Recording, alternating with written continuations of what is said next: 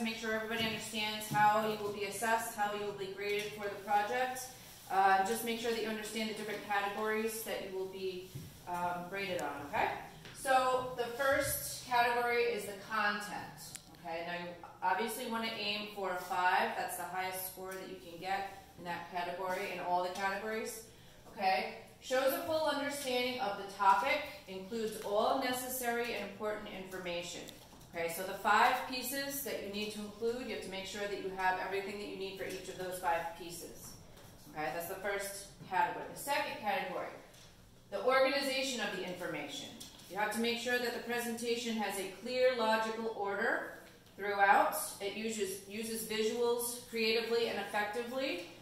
Okay, so if you wanted to look at the model website that I created to kind of give you an idea of what you might want to include, make sure you do that.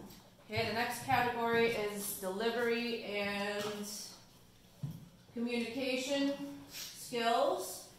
Okay, so this is a really important one, and you really want to, get some practice doing this before the actual day of the presentation. You want to make sure that you're not reading directly off the slides the entire time.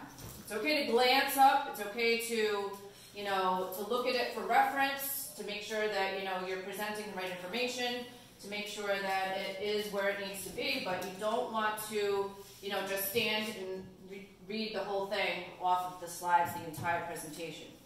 Okay, so there are a number of reasons for that. You don't want your back to the audience, number 1. Number 2, you want to make sure that you're making eye contact. You want to make sure that you are, delivering the information to the audience and not to the screen. Okay? So, also body language. You want to make sure that, you're not fidgeting too much. You want to make sure your hands aren't in your pocket, things like that. The grammar and mechanics. You want to make sure that you try to use a formal, voice in terms of the words that you use. You want to make sure that you, consider that this is a formal presentation and you really want to try to present yourself in a formal way. So you want to try to avoid using, slang terms or anything that, detracts from the formality of your presentation. Okay? Mechanics, meaning, your presentation doesn't have a lot of mistakes. It doesn't have too many spelling errors, too many grammatical errors, anything of that sort. All right? You capitalize where you need capitalization. Okay? And then the organization of the presentation. So this is a little different than the organization of information. Oh, it's up there. This shows, that you have a beginning and an end. It shows that you have evidence of rehearsing the order of the material. Okay? And then also that you're able to answer any questions that we have for you. We're only going to ask probably a couple questions, but you want to make sure that you, are knowledgeable enough to answer those questions in a thorough manner. Okay? One more thing I want to show you is the tools that you have the ability to use for this project. So if you notice, I listed a lot of different possibilities for what you use. Okay? The one that I used on the model was the Wix.com, and I used that because it was fairly user-friendly. Even though it was created for business, it was still easy enough to use so that I could pull pictures, I could pull text, and I could create it for my own purpose. So that's on Google Classroom. You can use that as a model. All right. Some of these other ones you may have seen before. Prezi is something that I think a lot of you are familiar with. How many people plan to use Prezi? Okay, a couple people. All right, and then the other one the one's down at the bottom, Pictochart.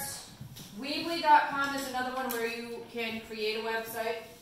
Okay, Powtoon is cartoon-based. You create a cartoon based on all the information you're presenting. How many people plan to do Pictochart? Raise your hand. Okay. Okay. Have you found it easy? Did you find it easy to use so far? It's easy, but it only let you upload one picture. One picture? Yes, only one. Really? Huh. I'll have to take a look at that. Okay. What about Weebly? Has anyone used Weebly?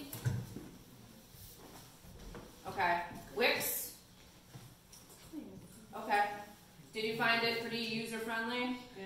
Okay, good, so you figured it out. All right. So you do have some choices as far as how you present that information. You want to pick something that you're comfortable enough with so that it's not going to, take up all your time to try to figure out how to use it.